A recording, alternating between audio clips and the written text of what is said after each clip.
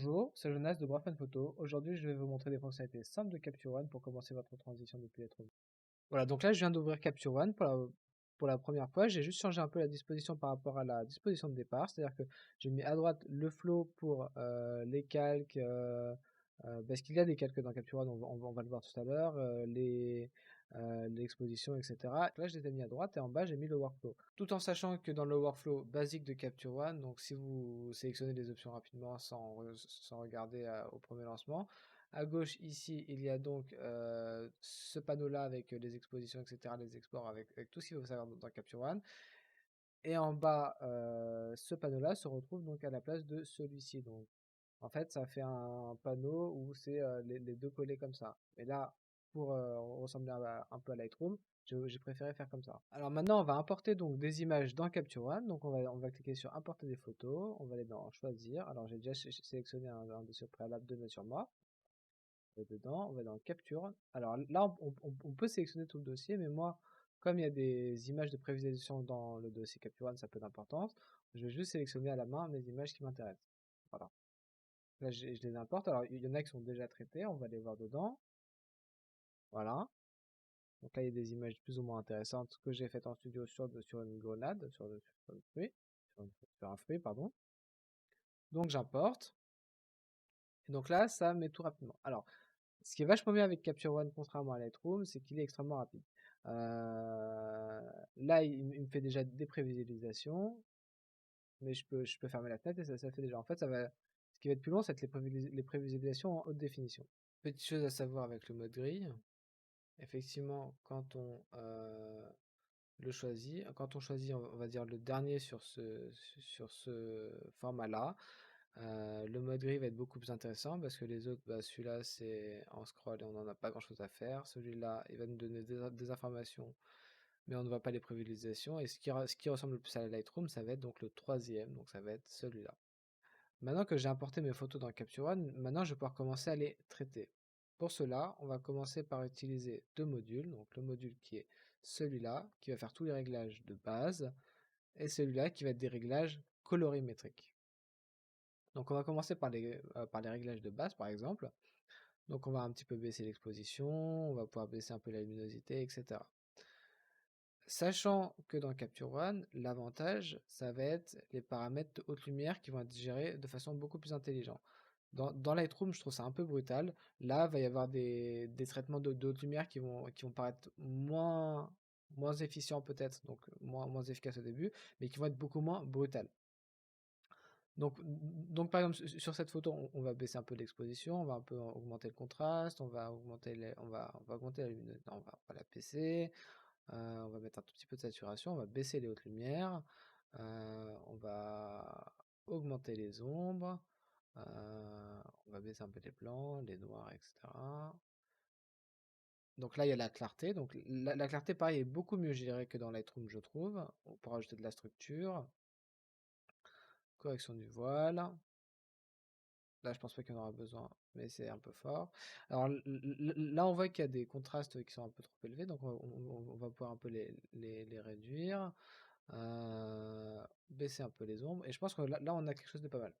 Dans Photoshop, évidemment, on pourrait retirer le fond, etc., mais là, ça va pas être l'objet du tutoriel.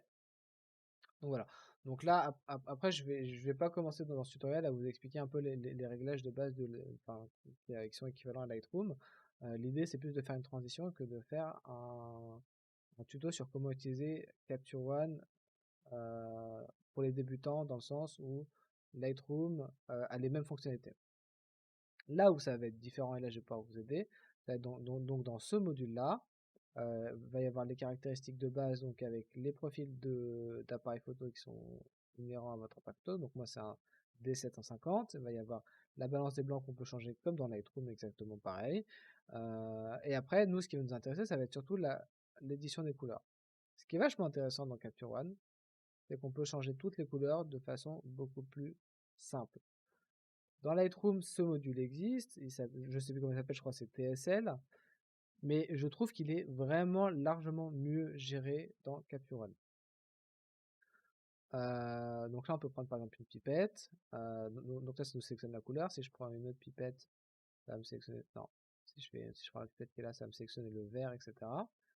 Alors je sais pas si oui, on peut directement changer les teintes directement en cliquant avec la pipette, etc.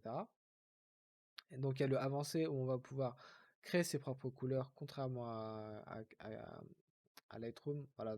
Donc là, je crée un spectre de couleurs, et après je peux modifier uniquement le spectre, vous voyez.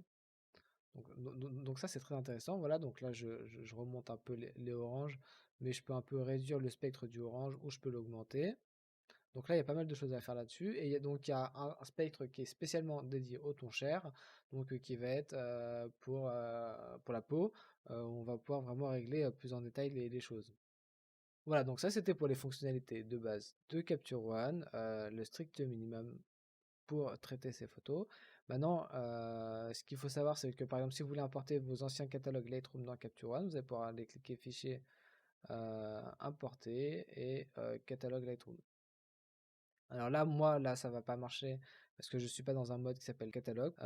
Moi, je suis dans un mode que j'utilise qui s'appelle session. Et pour faire simple, ces sessions vont juste permettre de créer des petits catalogues, donc plus réduits, qui vont me permettre de faire uniquement des projets.